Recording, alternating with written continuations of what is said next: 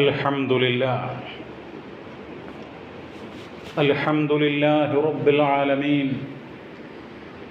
نحمده ونستعينه ونستغفره ونتوب إليه ونعوذ بالله من شرور أنفسنا ومن سيئات أعمالنا من يهده الله فلا مضل له ومن يضلل فلن تجد له وليا مرشدا أشهد أن لا إله إلا الله وحده لا شريك له وأشهد أن محمدا عبده ورسوله أرسله بالهدى ودين الحق ليظهره على الدين كله ولو كره المشركون اللهم صل على محمد وعلى آل محمد كما صليت على إبراهيم وعلى آل إبراهيم إنك حميد مجيد اللهم بارك على محمد وعلى آل محمد كما باركت على إبراهيم وعلى آل إبراهيم في العالمين إنك حميد مجيد أما بعد فإن خير الحديث كتاب الله وخير الهدي هدي محمد صلى الله عليه وسلم وشر الأمور محدثاتها وكل محدثة بدعة وكل بدعة ضلالة وكل ضلالة في النار أعوذ بالله من الشيطان الرجيم بسم الله الرحمن الرحيم يا أيها الذين آمنوا اتقوا الله يا أيها الذين آمنوا اتقوا الله حق تقاته ولا تموتن إلا وأنتم مسلمون സ്നേഹമുള്ള സഹോദരി സഹോദരങ്ങളെ, കാരുണ്യവാനായ അള്ളാഹുവിൻ്റെ രക്ഷയും സമാധാനവും കൃപയും നമ്മിലെല്ലാം സദാ വർഷിക്കുമാറാവട്ടെ. ആമീൻ. മുസ്ലിമായി നല്ല മനുഷ്യരായി അല്ലാഹു സുബ്ഹാനഹു വ തആല ഇഷ്ടപ്പെടുകയും പൊരുത്തപ്പെടുകയും ചെയ്യുന്ന നല്ല ജീവിതം, തഖ്വയുള്ള ജീവിതം നയിക്കണമെന്ന് ആമുഖമായി ഉണർത്തുകയാണ്, വസിയ്യത്ത് ചെയ്യുകയാണ്. നമ്മൾ ജീവിക്കുന്ന ഇന്ത്യ മഹാരാജ്യം 79 സ്വാതന്ത്ര്യദിനാഘോഷങ്ങൾ നടത്തി 80ാമത്തെ വർഷത്തിലേക്ക് പ്രവേശിക്കുകയാണ്. ഓരോ ഇന്ത്യക്കാരനും ഈ രാജ്യത്തിൻ്റെ സ്വാതന്ത്ര്യ ലബ്ധിയിൽ അഭിമാനിക്കുകയും സന്തോഷിക്കുകയും ചെയ്യുന്നു. ഈ ഒരു സന്ദർഭത്തിൽ പരിശുദ്ധ ഖുർആനിൻ്റെയും മഹാനായ നബി തിരുമേനി സല്ലല്ലാഹു അലൈഹി വസല്ലമയുടെ ഉമ്മത്തുകളിൽപ്പെട്ടിട്ടുള്ള അനുയായികളിൽപ്പെട്ടിട്ടുള്ള ഞാനും നിങ്ങളും ചില കാര്യങ്ങൾ മനസ്സിലാക്കേണ്ടതുണ്ട്. സഹോദരങ്ങളെ, ഒരു മനുഷ്യൻ അവന് സ്വാതന്ത്ര്യമുണ്ടാകണം. അതാണ് ഇസ്ലാമിൻ്റെ താല്പര്യം. സ്വാതന്ത്ര്യം എന്ന് പറയുമ്പോൾ ഒരു മനുഷ്യൻ്റെ അവകാശങ്ങൾ നിഷേധിക്കപ്പെട്ടുകൂടാ, അവൻ അടിച്ചമർത്തപ്പെട്ടുകൂടാ, അവൻ്റെ അവകാശങ്ങൾ ഹനിക്കപ്പെട്ടവനോട് ധിക്കാരപൂർവ്വം പ്രവർത്തിക്കുന്ന ഒരവസ്ഥ ഉണ്ടായിക്കൂടാ. ഇസ്ലാമിക ചരിത്രത്തിൽ നടന്നിട്ടുള്ള ഒരു സംഭവം ഞാൻ നിങ്ങളെ കേൾപ്പിക്കട്ടെ. മഹാനായിട്ടുള്ള ഉമർ ബിൻ ഖത്താബ് റളിയല്ലാഹു അൻഹു 2ാം ഖലീഫയായിരിക്കുന്ന ഘട്ടത്തിൽ ഈജിപ്തിലെ ഗവർണർ അംർ ബിൻ ആസ് റളിയല്ലാഹു അൻഹു ആയിരുന്നു. ആ സന്ദർഭത്തിൽ ഒരു സംഭവം നടക്കുകയുണ്ടായി. അവിടുത്തെ ഗവർണറായിരുന്ന അംർ ബിൻ ആസിൻ്റെ പുത്രനും കിബ്തി വംശജനായിട്ടുള്ള ഒരു യുവാവും അവരൊരു മത്സരം നടന്നു. അതിൻ്റെ അവസാനത്തിൽ ഗവർണറുടെ മകൻ ആ കിബുത്തി വംശജനെ മർദ്ദിക്കുകയുണ്ടായി. അടികൊണ്ട മർദ്ദനമേറ്റ ആ യുവാവ്, കോപ്റ്റിക് വംശജൻ, തൻ്റെ പിതാവിനെയും കൂട്ടി ഉമർ ബിൻ ഖത്താബ് റളിയല്ലാഹു അൻഹുവിനെ മദീനയിൽ ചെന്നിട്ട് സന്ദർശിക്കുകയുണ്ടായി. ഈജിപ്തിൽ നിന്ന് വരികയാണ്. അവർ പറഞ്ഞു, ഖലീഫ, ഇങ്ങനെയൊക്കെ സംഭവങ്ങൾ ഉണ്ടായിട്ടുണ്ട്. അപ്പോൾ മഹാനായിട്ടുള്ള ഉമറുൽ ഫാറൂഖ് റളിയല്ലാഹു അൻഹു അംർ ബിൻ ആസ് റളിയല്ലാഹു അൻഹുവിനെ വിളിച്ചു വരുത്തിക്കൊണ്ട് ഈ സംഭവം സത്യമാണോ എന്ന് അന്വേഷിക്കുകയും എന്നിട്ട് ഗൗരവത്തോടുകൂടെ ചോദിച്ചു, മതാ ഇസ്തഅബദതുമുന്നാസ്, എപ്പോഴാണ് നിങ്ങൾ ജനങ്ങളെ അടിമകളാക്കി തുടങ്ങിയത്? വഖദ് വലദതുഹും ഉമ്മഹാതുഹും അഹ്റാറ, അവരുടെ ഉമ്മമാർ അവരെ പ്രസവിച്ചത് സ്വതന്ത്രരായിട്ടാണല്ലോ, പിന്നെ എപ്പോഴാണ് നിങ്ങൾ മനുഷ്യരെ അടിമകളാക്കി തുടങ്ങിയത് എന്ന് അദ്ദേഹം ഗൗരവത്തോടുകൂടെ ചോദിക്കുകയുണ്ടായി. അതാണ് പ്രിയമുള്ളവരെ, മനുഷ്യന്റെ അവകാശങ്ങൾ ഹനിക്കപ്പെട്ടുകൂടാ, അവൻ്റെ സ്വാതന്ത്ര്യം വിച്ഛേദിക്കപ്പെട്ടുകൂടാ, അവൻ്റെ മൗലികമായിട്ടുള്ള അവകാശങ്ങൾ സംരക്ഷിക്കപ്പെടണം. അതാണ് പരിശുദ്ധ ഖുർആനിൽ സൂറത്തു അറാഫിൽ 157-ാമത്തെ ആയത്തിൽ മഹാനായ മുഹമ്മദ് നബി സല്ലല്ലാഹു അലൈഹി വസല്ലമയെ കുറിച്ച് എന്താണ് ഈ ലോകത്ത് ജനങ്ങളുടെ മുമ്പാകെ മുഹമ്മദ് നബി സല്ലല്ലാഹു അലൈഹി വസല്ലമ നിർവഹിക്കേണ്ടുന്ന ദൗത്യമെന്ത് എന്ന് വ്യക്തമാക്കുന്നുണ്ട്.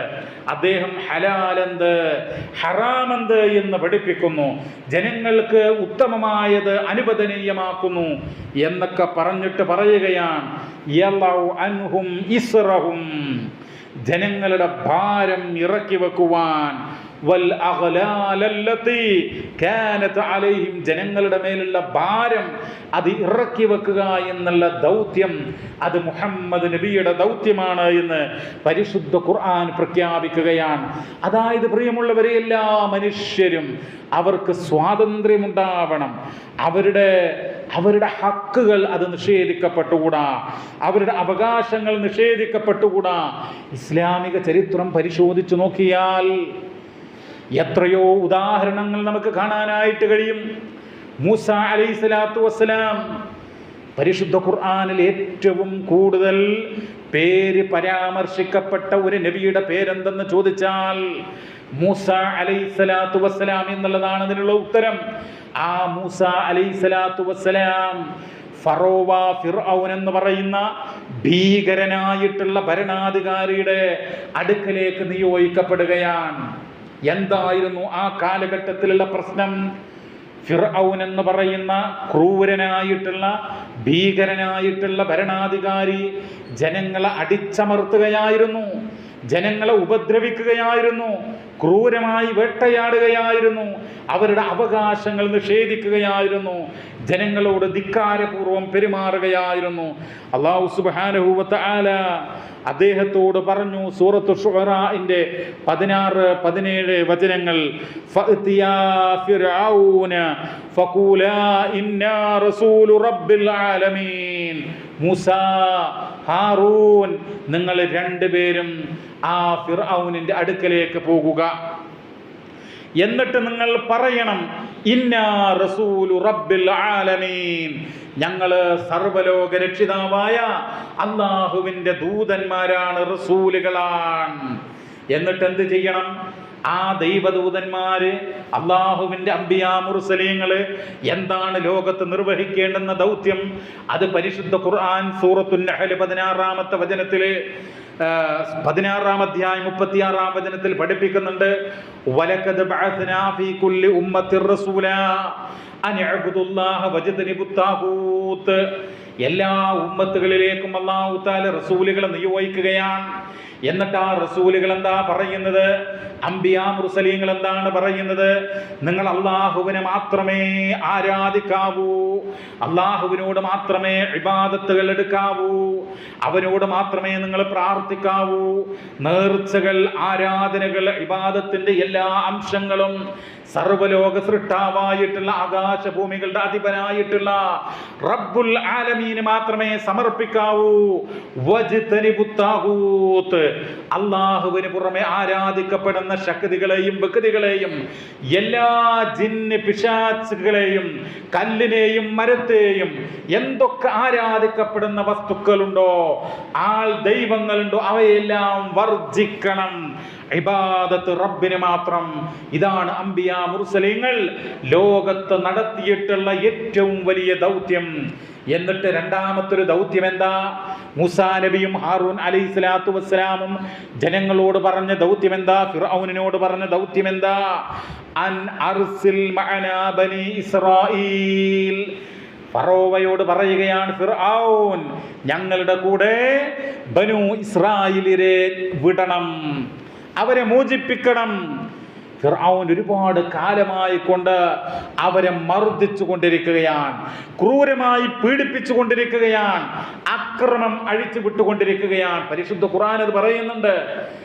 ജനങ്ങളെ കൊല്ലുക, ആൺകുട്ടികൾ ഉണ്ടായിക്കഴിഞ്ഞാൽ ജന്മം കൊണ്ടത് ആൺകുട്ടിയാണെങ്കിൽ അവരെ അറുകൊല നടത്തുക, ജനങ്ങളോട് ക്രൂരമായിട്ടുള്ള അസാധ്യമായിട്ടുള്ള താങ്ങാൻ കഴിയാത്ത ഭാരമേറിയിട്ടുള്ള ജോലികൾ എടുപ്പിക്കുക.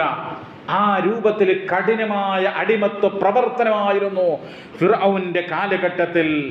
ആ ഫിർഔനിന്റെ ക്രൂരമായിട്ടുള്ള ധിക്കാരപരമായിട്ടുള്ള ആ ചെയ്തികളിൽ നിന്ന് ഇസ്രായേൽ സന്തതികളെ മോചിപ്പിക്കുക എന്നുള്ള ദൗത്യമായിരുന്നു ഫിർഔൻ. ആ ഫിർഔന്റെ കാലഘട്ടത്തിൽ മൂസാ നബി അലൈഹിസ്സലാമും അതുപോലെ തന്നെ ഹാറൂൻ നബി അലൈഹിസ്സലാത്തു വസ്സലാമും ചെയ്തിട്ടുള്ളത്. ഫിർഔനോട് പറഞ്ഞു, മർദ്ദനം അവസാനിപ്പിക്കണം, അവർക്ക് മോചനം നൽകണം, അവർക്ക് സ്വാതന്ത്ര്യം നൽകണം, അവരെ വിട്ടേക്കണം, അവരെ ഇനിയും വേട്ടയാടിക്കൂടാ എന്ന് പറയുകയുണ്ടായി. അപ്പോ അള്ളാഹുവിൻ്റെ ഒരു റസൂൽ, ഒരു പ്രവാചകൻ ധീരമായിട്ട് സ്വാതന്ത്ര്യത്തിന് വേണ്ടി അടിമവൃത്തിക്കെതിരായിക്കൊണ്ട് പോരാടിയിട്ടുള്ള ചരിത്രമാണ് വിശുദ്ധ ഖുർആൻ രേഖപ്പെടുത്തുന്നത്. ലോകത്തിന്റെ ചരിത്രത്തിലും ഇങ്ങനെയുള്ള അധ്യായങ്ങൾ കാണാം. അമേരിക്കൻ പ്രസിഡന്റായിരുന്ന എബ്രഹാം ലിങ്കൺ, അദ്ദേഹം സ്വാതന്ത്ര്യത്തിന് വേണ്ടി അടിമത്വത്തിനെതിരെ നിലകൊണ്ടിട്ടുള്ള ലോകപ്രസിദ്ധനായിട്ടുള്ള വ്യക്തിയാണ്, മഹാനാണ്. നമുക്കറിയാം, മനുഷ്യരുടെ കൈകൾക്കും കാലുകൾക്കും ചങ്ങലകളിട്ട് ജയിൽ പുള്ളികളെ പോലെ സാധാരണയായ പച്ചയായ മനുഷ്യരെ അടിമത്വത്തിന് വിധേയമാക്കിക്കൊണ്ട് ക്രൂരമായി വേട്ടയാടി എല്ലാവിധ സ്വാതന്ത്ര്യങ്ങളും നിഷേധിച്ചിരുന്ന ഒരു കാലഘട്ടം, അതിനെതിരെ പ്രവർത്തിച്ചിട്ടുള്ള വ്യക്തിത്വമായിരുന്നു. നമുക്കറിയാം, നെൽസൺ മണ്ടേല എന്ന് പറയുന്ന വ്യക്തി, അദ്ദേഹം 25 കൊല്ലക്കാലമാണ് ജയിലറകളിൽ കഴിഞ്ഞത് എന്നുള്ളതാണ്. എന്തിനു വേണ്ടി? അദ്ദേഹം വർണ്ണവെറിക്കെതിരെയാണ് നിലകൊണ്ടത്. വർണ്ണവെറി എന്ന് പറയുമ്പോൾ അവൻ്റെ നിറം കറുത്തതാണ് എന്ന് പറഞ്ഞുകൊണ്ട്, അവൻ താഴ്ന്ന വിഭാഗക്കാരനാണ് എന്ന് പറഞ്ഞുകൊണ്ട് അവൻ്റെ ഹക്ക്, അവൻ്റെ അവകാശം നിഷേധിക്കുക, അത് തന്നെയാണ് സ്വാതന്ത്ര്യ നിഷേധം എന്ന് പറയുന്നത്. സ്വാതന്ത്ര്യം ഹനിക്കുക എന്ന് പറഞ്ഞു കഴിഞ്ഞാൽ അത് തന്നെയാണ്. അപ്പോൾ അതിൻ്റെ മറ്റൊരു രൂപമാണ്. അപ്പോൾ ഇവിടെ സ്വാതന്ത്ര്യത്തിന് വേണ്ടി നിലകൊള്ളുക എന്നുള്ളത് പ്രവാചകന്മാർ ചെയ്തിട്ടുള്ള സംഗതിയാണ്, മഹാന്മാർ ചെയ്തിട്ടുള്ള കാര്യമാണ്. ഇനി നിങ്ങൾ നോക്കൂ പ്രിയമുള്ളവരെ, അധികാരം കിട്ടിയാൽ എന്താണ് ചെയ്യേണ്ടത്? മഹാനായ യൂസുഫ് നബി അലൈഹിസ്സലാമയുടെ ചരിത്രം പരിശുദ്ധ ഖുർആൻ പറയുന്നുണ്ടല്ലോ. യൂസുഫ് നബി അലൈഹിസ്സലാമയെ എത്രമാത്രം അദ്ദേഹത്തിൻ്റെ സഹോദരങ്ങൾ വേട്ടയാടി എന്ന് വിശുദ്ധ ഖുർആൻ പറയുന്നുണ്ട്. അദ്ദേഹത്തെ പൊട്ടക്കിണറ്റിലെറിഞ്ഞല്ലോ, അദ്ദേഹത്തെ ചന്തയിൽ വിറ്റൊരു പ്രവാചകനാണ്. അള്ളാഹുവിൻ്റെ ഒരു നബിക്ക് അനുഭവിക്കേണ്ടി വന്ന ദുരന്തമാണ്. സ്വന്തം സഹോദരങ്ങളാൽ പൊട്ടക്കിണറ്റിലെറിയപ്പെട്ടു, എന്നിട്ട് അടിമച്ചന്തയിൽ വിൽക്കപ്പെട്ടു, എന്നിട്ട് അങ്ങനെ വളർന്നു വന്നു. ആ പ്രവാചകൻ യൂസുഫ് അലൈഹിസ്സലാമക്ക് അധികാരം കിട്ടിയപ്പോൾ തൻ്റെ മുമ്പിൽ യാചിച്ചുകൊണ്ട് തൻ്റെ സഹോദരങ്ങൾ വന്നു. അപ്പോൾ അധികാരത്തിൻ്റെ ആ ഉയർന്ന പദവിയിലിരുന്നു കൊണ്ട് അദ്ദേഹം പ്രതികാരം കാണിക്കല്ല ചെയ്തത്. പിന്നെന്താ ചെയ്തത്? പരിശുദ്ധ ഖുർആൻ സൂറ യൂസുഫ് 92 പറയുന്നുണ്ട്, ഇന്ന് നിങ്ങളോട് യാതൊരു വിവേചനവുമില്ല, പ്രതികാരവുമില്ല. നിങ്ങളോട് സ്നേഹമാണ്, നിങ്ങളോട് സഹാനുഭൂതിയാണ്, നിങ്ങളോട് നന്മയാണ് നമുക്ക് ചെയ്യാനുള്ളത്. കഴിഞ്ഞതെല്ലാം മറക്കുക. അതാണ് അധികാരം കിട്ടിക്കഴിഞ്ഞാൽ വിട്ടുവീഴ്ചയാണ് ചെയ്യേണ്ടത്, സഹാനുഭൂതിയാണ് കാണിക്കേണ്ടത്, സ്നേഹമാണ് പ്രകടിപ്പിക്കേണ്ടത്. അതാണ് വിശുദ്ധ ഖുർആൻ പറയുന്നത്. ഖാല ലാ തസ്രീബ അലൈക്കുമുൽ യൗം യഗ്ഫിറുല്ലാഹു ലക്കും വഹുവ അർഹമുർ റഹീം. നിങ്ങൾ നോക്കൂ, നമുക്കൊക്കെ അധികാരം കിട്ടിയാൽ ഒരു മഹലിന്റെ പ്രസിഡന്റോ ഒരു പഞ്ചായത്തിന്റെ പ്രസിഡന്റോ ഒരു സ്ഥാപനത്തിന്റെ മേധാവിയോ ഒക്കെ ആയിക്കഴിഞ്ഞാൽ മറ്റുള്ളവരുടെ മുമ്പിൽ മേന്മ നടിച്ച് അവരെ അടിച്ചിരുത്തുകയല്ല വേണ്ടത്. യൂസുഫ് നബി അലൈഹിസ്സലാത്തു വസ്സലാം ചെയ്തതെന്താ? തന്നെ പൊട്ടക്കിണറ്റിൽ എറിഞ്ഞിട്ടുള്ള, തൻ്റെ ജീവൻ അപായം വരുത്താൻ ആഗ്രഹിച്ച ആ സഹോദരങ്ങളോട് പറയുകയാണ്, നിങ്ങളോട് സ്നേഹമാണ്, വിട്ടുവീഴ്ചയാണ്, ഒരിക്കലും പ്രതികാര നടപടിയില്ല. എന്നിട്ട് പറയുന്നതോ യഗ്ഫിറുല്ലാഹു ലക്കും, അല്ല നിങ്ങൾക്ക് പുറത്തു തരട്ടെ, അല്ല നിങ്ങളോട് മാപ്പ് ചെയ്യട്ടെ, നിങ്ങളുടെ പാപങ്ങൾ പുറത്തു തരട്ടെ. വഹുവ അർഹമുർ റഹീമീൻ, അവൻ പരമകാരുണികനാണ് എന്ന് മഹാനായ യൂസുഫ് നബി അലൈഹിസ്സലാത്തു വസ്സലാം അവരോട് പറയുകയാണ്. ആളുകൾ എന്താ ചെയ്യുക? ആളുകൾ അധികാരമൊക്കെ കിട്ടിയാൽ, ആ കസേര കിട്ടിയാൽ ആരെവിടെ എന്ന് ചോദിക്കുന്ന പണ്ടത്തെ മഹാരാജാക്കന്മാരുടെ ആ ഒരു അഹങ്കാരത്തിലേക്ക് പോകും. അത് പാടില്ല. മഹാനായ മുഹമ്മദ് നബി സല്ലല്ലാഹു അലൈഹി വസല്ലമ നമുക്കറിയാമല്ലോ പ്രിയമുള്ളവരെ, മക്കയിലെ 13 കൊല്ലം വഹി കിട്ടി, 13 കൊല്ലം മക്കയിൽ നിന്നല്ലോ. 40-ാമത്തെ വയസ്സിൽ വഹി കിട്ടി, 53-ാമത്തെ വയസ്സ് വരെ മക്കയിൽ നിലകൊണ്ടു. അള്ളാഹുവിൻ്റെ റസൂല് മക്കയിൽ നിന്ന് പോകാൻ എന്താ പോകാൻ കാരണം? എന്താണ് ഹിജ്റക്ക് കാരണം? മക്കയിൽ കഠിനമായ പീഡനം.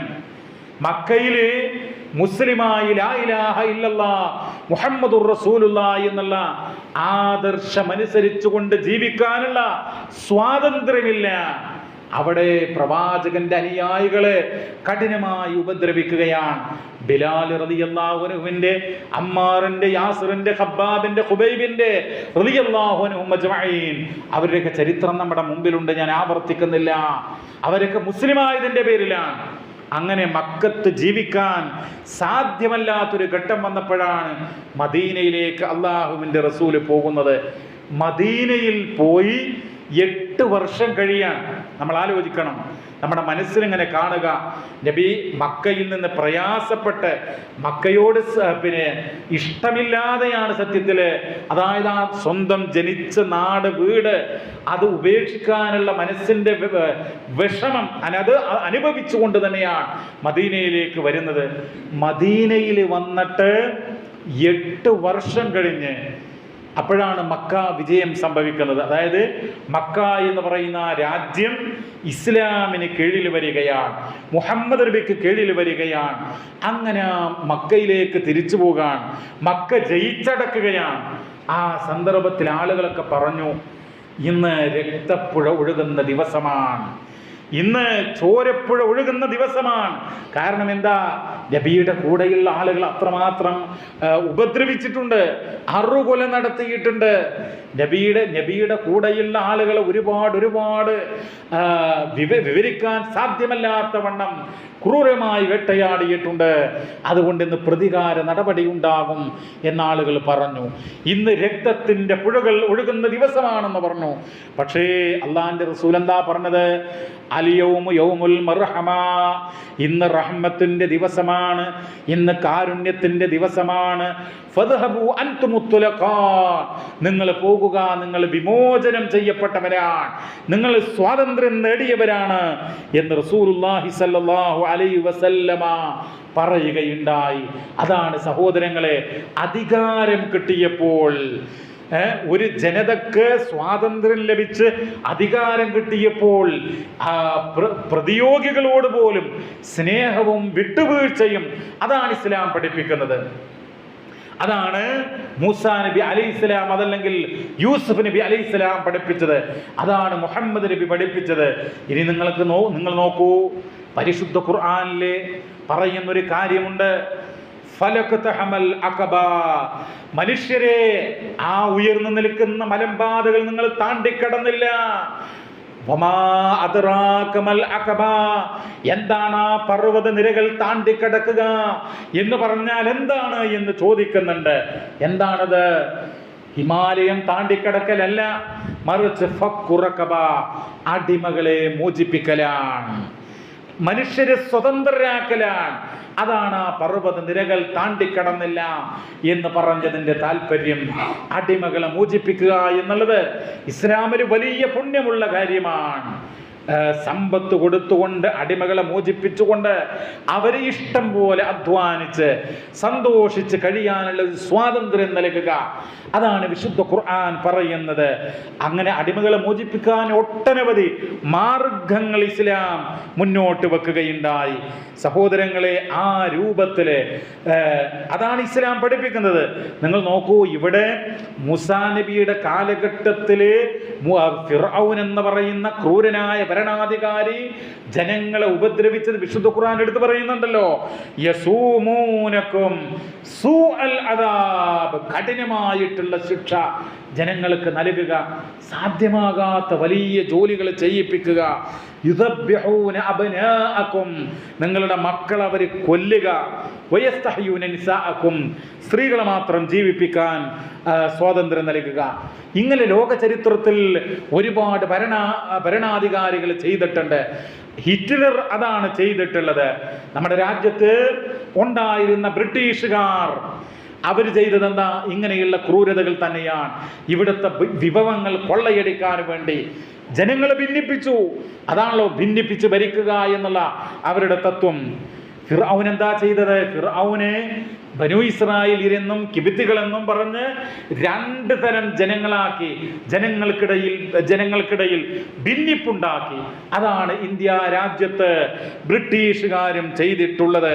എന്നാൽ പ്രിയമുള്ളവരെ, ഈ ജനങ്ങളെ ഒന്നായി കണ്ടുകൊണ്ട് എല്ലാവർക്കും നന്മ ചെയ്യുക എന്നുള്ളതാണ് ഇസ്ലാമികമായ പാഠം എന്ന് നമ്മൾ മനസ്സിലാക്കുക.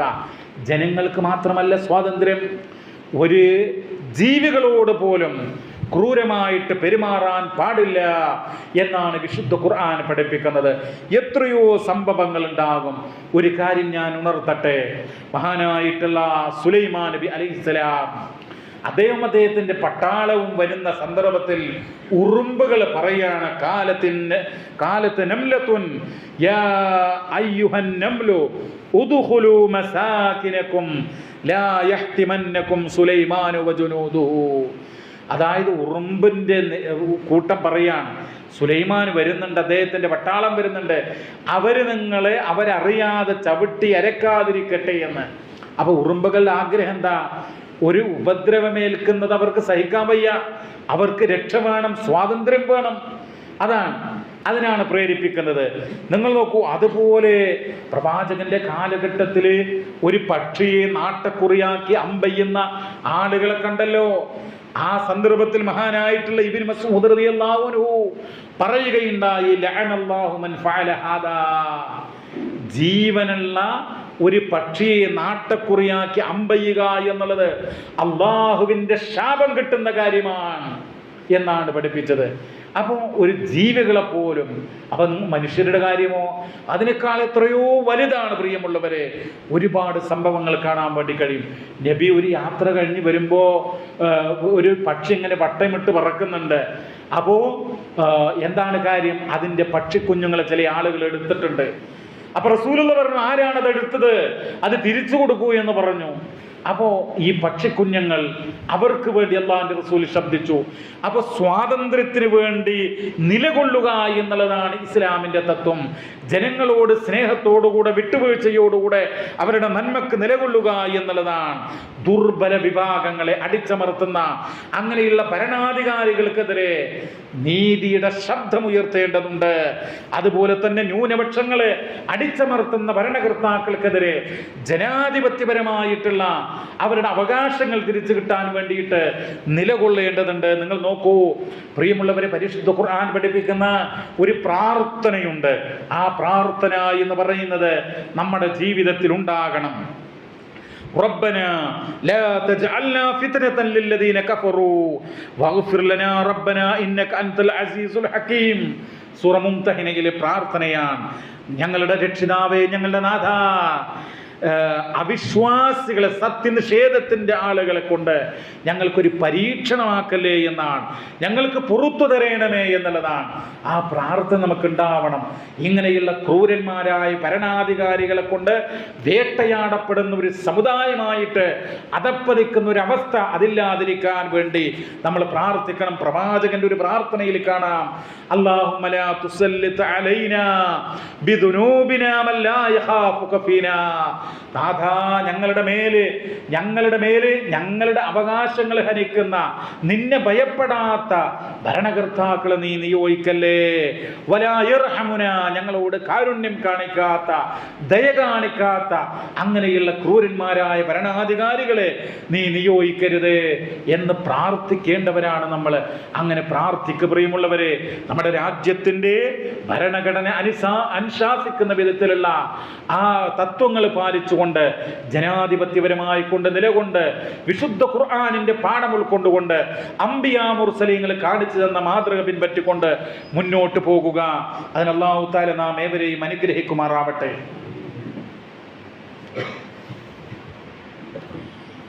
അൽഹംദുലില്ലാഹ് വസ്സലാത്തു വസ്സലാമു അലാ റസൂലില്ലാഹ് അമ്മാ ബഅദ്. അള്ളാഹുവിനെ സൂക്ഷിച്ചുകൊണ്ട് നല്ല വ്യക്തിത്വങ്ങളായി ജീവിക്കണം എന്ന് ഒരിക്കൽ കൂടെ ഉണർത്തുകയാണ്, വസിയ്യത്ത് ചെയ്യുകയാണ്. സഹോദരങ്ങളെ, റബീഉൽ അവ്വൽ മാസം വന്നു.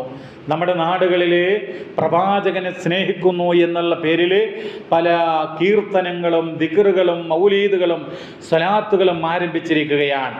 ഞാനവരെ ആക്ഷേപിക്കുകയല്ല. നമ്മൾ ചെയ്യേണ്ടത് എന്താ? ഒരു മുസ്ലിമായ മനുഷ്യൻ ചെയ്യേണ്ടത് എന്താ? അള്ളാഹിന്റെ റസൂലിനെ സ്നേഹിക്കലാണ്. അള്ളാഹിന്റെ റസൂലിനെ സ്നേഹിക്കാത്തവൻ മുഅ്മിനല്ല, സത്യവിശ്വാസിയല്ല. റസൂലിനെ സ്നേഹിക്കണം. എത്രമാത്രം എന്ന് പറഞ്ഞാൽ, നമ്മുടെ മാതാപിതാക്കളെക്കാൾ, നമ്മുടെ മക്കളെക്കാൾ, നമ്മുടെ പ്രിയപ്പെട്ട ഭാര്യയേക്കാൾ, നമ്മുടെ സ്വന്തം വീടിനേക്കാൾ, നമ്മുടെ കച്ചവടത്തെക്കാൾ, എല്ലാ സൗകര്യങ്ങളെയും സുഖങ്ങളെയും അതിനൊക്കെ മീതെ അള്ളാഹുവിൻ്റെ റസൂലിനെ നമ്മൾ സ്നേഹിക്കണം. അപ്പോഴാണ് നമ്മൾ മുഅ്മിനാവുക എന്ന് നമ്മൾ മനസ്സിലാക്കുക. നിങ്ങൾ നോക്കൂ, മഹാനായ പ്രവാചകൻ പഠിപ്പിച്ചത്, ലാ യുഅ്മിനു അഹദുകും ഹത്താ അകൂന അഹബ്ബ ഇലൈഹി മിൻ വലദിഹി വവാലിദിഹി വന്നാസി അജ്മഈൻ.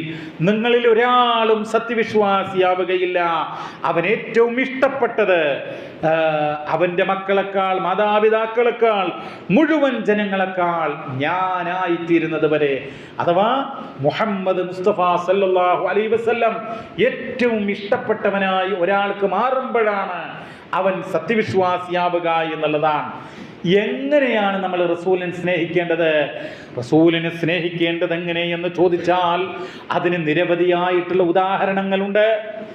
ഒന്ന് രണ്ട് ഉദാഹരണങ്ങൾ മാത്രമാണ് ഈ സന്ദർഭത്തിൽ സൂചിപ്പിക്കാനുള്ളത്. ഒന്ന്, നമ്മൾ ഇതാ പള്ളിയിലേക്ക് ജുമഅക്ക് വേണ്ടി ഇറങ്ങിയല്ലോ, അല്ലെങ്കിൽ നമ്മുടെ വീട്ടിൽ നിന്ന് നമ്മൾ ആശുപത്രിയിലേക്ക് പോകുന്നു, ജോലിക്ക് പോകുന്നു, പല സംഗതികൾക്കും വീട്ടിൽ നിന്നിറങ്ങുന്നു. ആ സന്ദർഭത്തിൽ അള്ളാഹുവിൻ്റെ റസൂലിൻ്റെ സുന്നത്ത് എന്താ?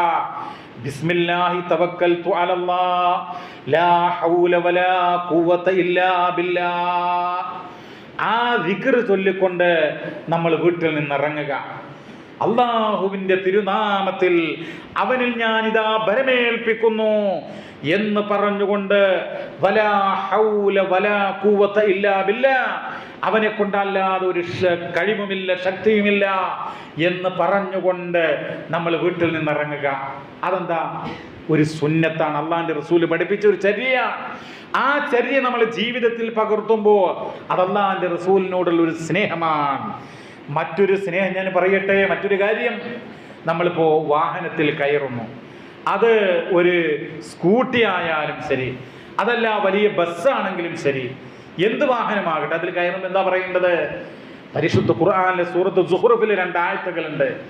സുബ്ഹാനല്ലദീ സഖറ ലനാ ഹാദാ വമാ കുന്നാ ലഹു മുഖ്രിനീൻ വഇന്നാ ഇലാ റബ്ബിനാ ലമുൻഖലിബൂൻ എന്നുള്ള പ്രാർത്ഥന നമ്മൾ പ്രാർത്ഥിക്കുക.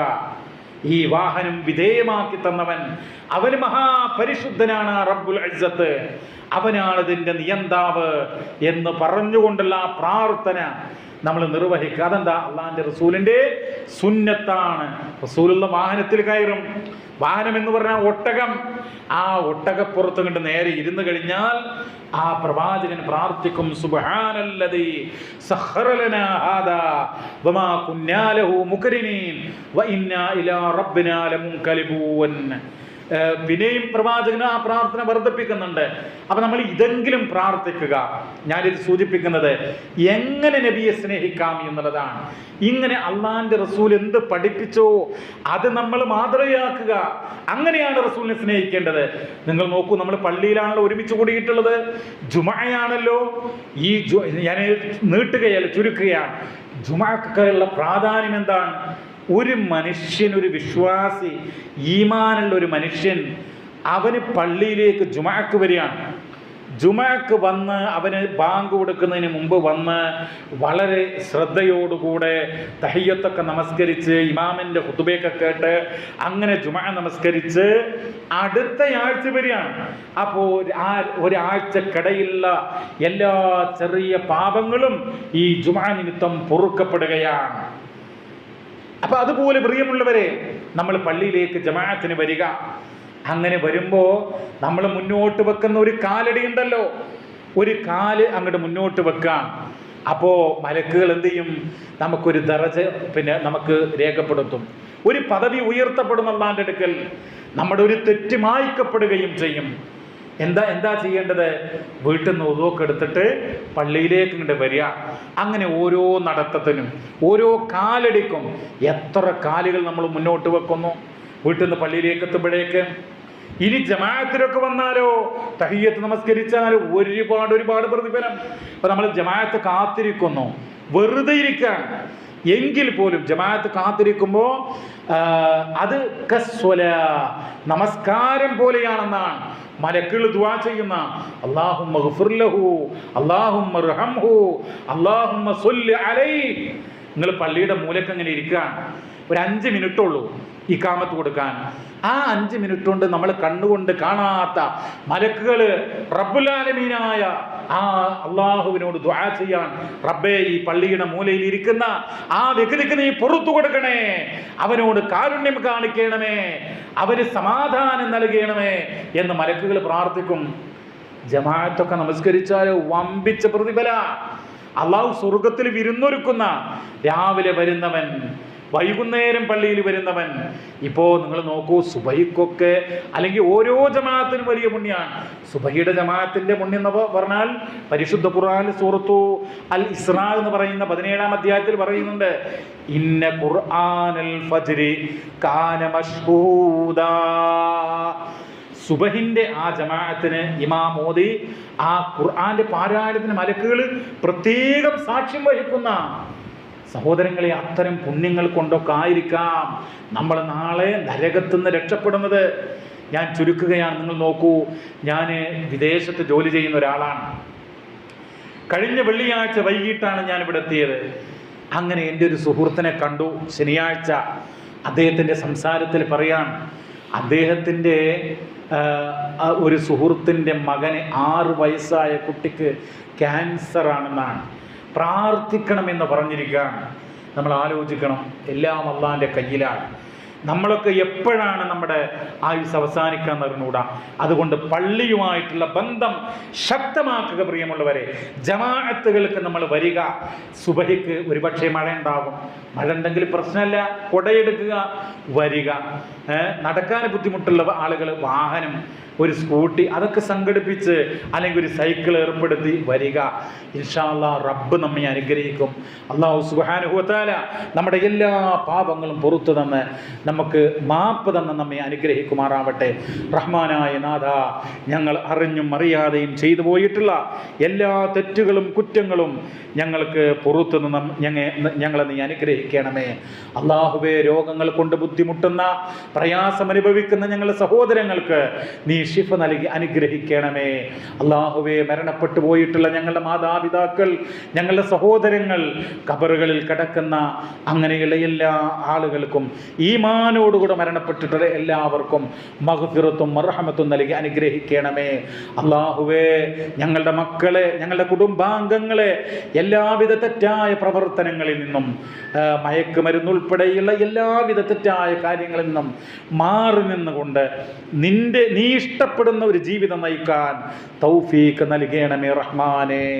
അല്ലാഹുവേ, മരിക്കുന്ന സന്ദർഭത്തിൽ ഈമാനോടുകൂടെ മരണമടയുന്ന സജ്ജനങ്ങളുടെ കൂട്ടത്തിൽ ഞങ്ങളെ നീ ഉൾപ്പെടുത്തണമേ. അല്ലാഹുമ്മ റബ്ബനാ ആതിനാ ഫിദ്ദുനിയാ ഹസന വഫിൽ ആഖിറതി ഹസന വഖിനാ അദാബന്നാർ. അല്ലാഹുമ്മ ഗ്ഫിർ ലിൽ മുഅ്മിനീന വൽ മുഅ്മിനാത്ത് വൽ മുസ്ലിമീന വൽ മുസ്ലിമാത്ത് അൽ അഹ്യാഇ മിൻഹും വൽ അംവാത്ത് ഇന്നക മുജീബുദ് ദഅവാതി വയാ ഖാദിയൽ ഹാജാത്ത്. അല്ലാഹുമ്മ ഗ്ഫിർ ലി ആബാഇനാ വലി ഉമ്മഹാതിനാ വലി അസ്വാജിനാ വലി ഇഖ്വാനിനാ യാ റബ്ബൽ ആലമീൻ. اللهم أعز الإسلام والمسلمين وأذل الشرك والمشركين.